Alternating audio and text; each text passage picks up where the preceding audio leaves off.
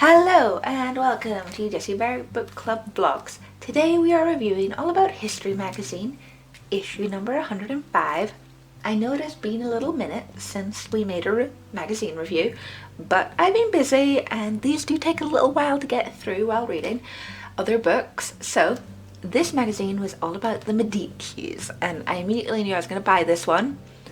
I've always been interested in the Medici family. I know quite a bit about Catherine de Medici, and I know little bits from reading about the Borgias and stuff, so I was immediately interested. I was also interested in the Birth of Bollywood. I love Bollywood films. I don't know, they kind of like strike me as that sort of like Western, over-the-top 1940s movie. I just love Bollywood movies, and I love singing and dancing and watching pretty people, so that was all about me. And then I was interested in this as well, the first female manifesto. Meet the Latin poet who took on the patriarchy, and I thought that would be interesting. So without further ado, let's get into it. You've got our usual welcome table of contents page. I love that meme. You know, the one of the goat, and it's all like when you're drunk and trying to tell your friends a story, but it's the devil talking to people. Brilliant meme. Some pretty coins of the Medicis, your standard photography pages. And then our first real article, which is all about the Roman Republic, which I read all of. I thought I would know most of it, and I was surprised when I didn't. It was more about the building of the Senate and Rome before Julius Caesar, so I liked it. It was interesting. Quite a few things I didn't know, and worth the read. I didn't read the full article about the warships though. As you know, I'm not buying these magazines for articles about war. I'm buying them through the history content. And we've got our Roman orator, what he looked like, what he wore, why he wore it. Little serving wine dish. I was talking about why the Romans drank watered wine and how it was uncultured to drink strong wine. And then important people. Got their busts, and then it tells you why they're important. Spartacus down there. We get onto a bit of an article about Black Spartacus later, which was interesting. Cicero, Cornelia Africana, she was interesting. I just liked it. There was nothing overly meaty about the article, but I liked it. If you're interested in Roman history, did a pretty good overview. And then Rome's stolen mythology. We all know about Rome stealing gods from the Greeks, and literally anywhere they conquered, they're like, you know what, we'll just have another god because we've already got 500 gods. So nothing new there. Overly strange. Places to visit, lovely ruins. I've never visited any Roman ruins, and I would really, really like to. I don't know why I haven't. There are some in Spain. I've just never been near any to be able to go. There were some when I went to Sevilla with my mum, but it was really hot and we had to get a bus there, and we're like, no, we'll just go to the Plaza de España. Next page. The Medicis. Ooh, I love that artwork. I got it saved. I downloaded it onto my Kindle and saved it because I just love. If anybody watching this knows who draws this, let me know, because I'd love to follow them on Instagram or their website. I'd love to see their artwork overall. And I learned a lot about the Medici family in this article. And the thing that helped me the most was actually this amazing family tree. Like, there's so much detail in it. Sometimes family trees only focus on the legitimate members of the family, but this one included all the lovely, lovely bastard lines, which I adored. Because, you know, the Borgias with all the illegitimate children, and the Medicis with all the illegitimate children, and Cyprus and Sicily with all their illegitimate children. I just liked it. It was fun. And also seeing what they all did, who became Pope, who became Duke. And it covered the Medicis right from the beginning, you know, simple, you know, merchant bankers, right up to becoming popes and queens and kings. And it was just a brilliant article. It was so in-depth, and I read it while sitting on the banks of the river having a picnic, so that also made me really like it. It also discussed the Medici's patronage of arts, and kind of first generation worked really hard, the second generation kept it, and the third generation lost it. That was interesting to know, because that's a old proverb, but they got it back because they had a lot of money and a lot of friends in high places. If there are any good historical fiction books about the Medicis, I would love to read them. I read a couple about Catherine de' Medici, but none about the Medici family. Sarah Dunant wrote some books about Venice, because I read Blood and Beauty and In the Name of the Family about the Borgias, and I really liked them. And I tried to read some of her other books about Renaissance Italy, and I just could not get into them. So if anybody knows any other books about the Medici family that might be worth reading, historical fiction, please leave me a comment letting me know, because I'd probably buy them. And Cosimo the Medici. Those are cool names. Imagine being called Cosimo or Maximilian. I'd like both those names. But you'd probably be teased quite a bit in school. And then the Birth of Bollywood. Oh, so pretty. So pretty. It was really interesting reading about some of the performers and the kind of classic style Bollywood movies, and then how they transitioned in the 1970s and had some other storylines coming in, but how they really stuck to romances and how actors got typecast even now. And I've watched a few documentaries about Bollywood acting on the BBC, which are really good, which I recommend as well. The article also talks about classic romantic pairings in Bollywood cinema and how couples who are liked together on screen then get kind of typecast together, and this continues. And you see this in old Hollywood as well, so I liked reading about that, and it was generally quite interesting. And then, please forgive me for murdering this lady's name, Consinelli, the trans female icon, and she was, oh, her life should be a movie. She did some crazy stuff, kind of a French socialite who made it in the cabaret scene and then transitioned, having her operation in Morocco, and was a real icon of her time. Look at her there in her fur coat. I think she was married 4 times, if I remember correctly, and her last husband was a lot younger than her, and it was publicized on French television live, I believe. She's just this really quite amazing person with this extraordinary life, kind of bigger and brighter and bolder, sort of Liz Taylor. Just really, really amazing. She called herself Concelli after dressing in a red and black polka dot dress, because that means ladybird in French, which I liked. And she was also, I think, the first trans woman to then get her identity, her passport and her birth certificate changed, and then the law was changed back. It was all very, very messy, but interesting to read about.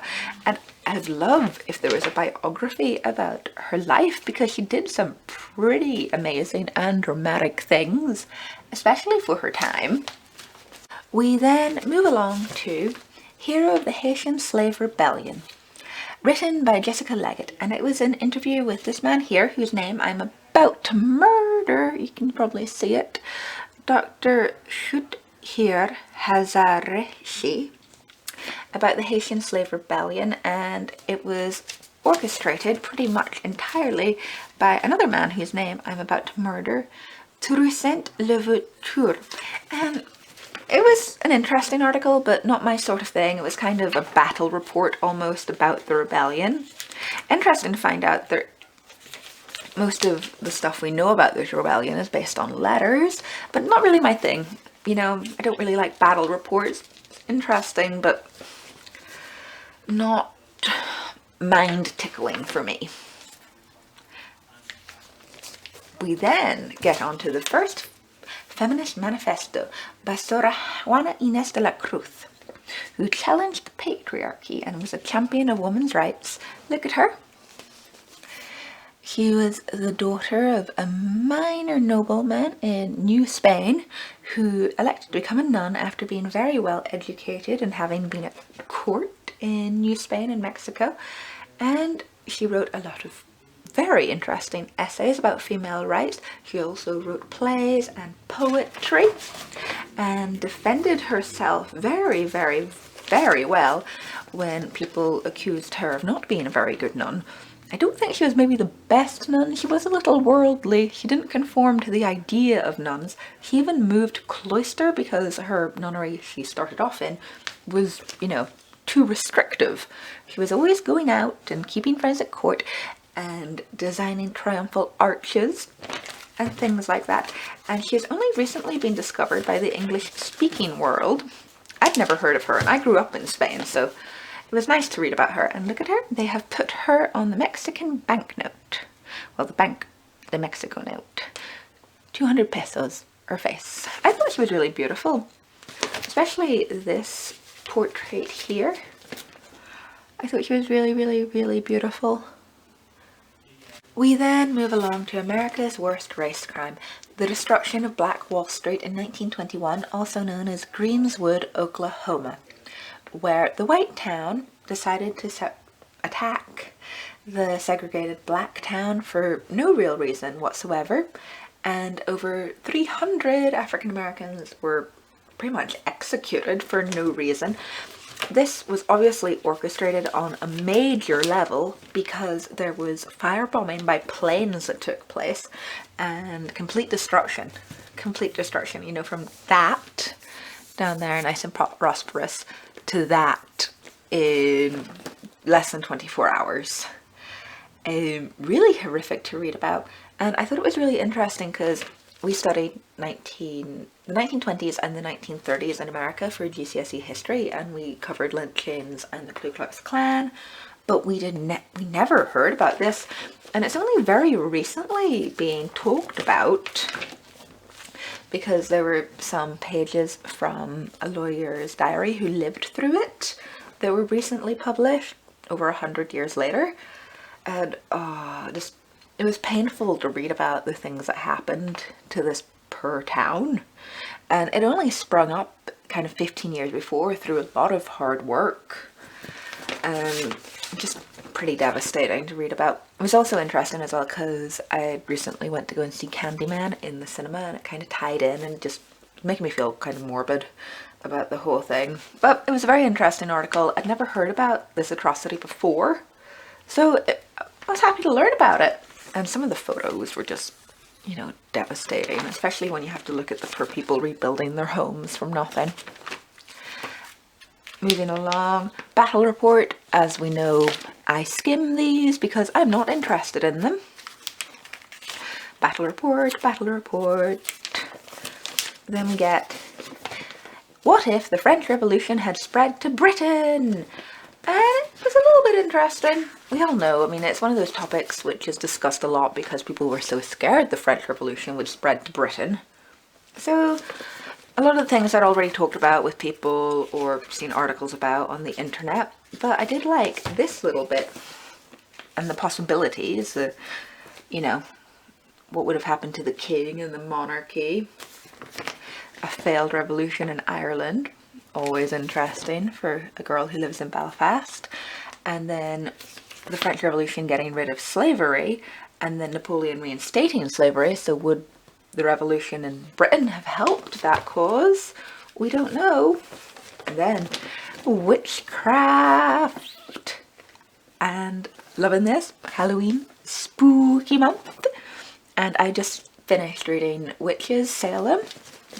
The review came out last week, so really like this. These pictures are actually in the Salem book I just finished, so liked it, but I didn't really learn anything new. But I always love a bit of grotesque historical art. We then get on to our recommendations. The Underground Railroad on Prime. Not seen it. Looks good though. Good review. Then we get Meet the Georgians, and look at the artwork in the front. It looks cute. I might read that. Like, I might save that and buy it on Audible or something.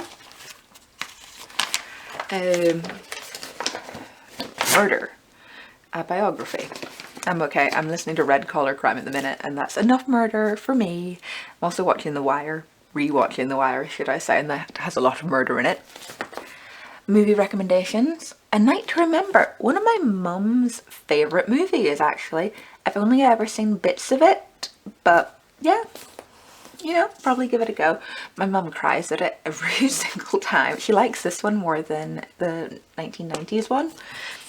Thing to know. And our recipe right at the back for soup du monde. And it looks absolutely delicious, but the recipe list requires this many ingredients.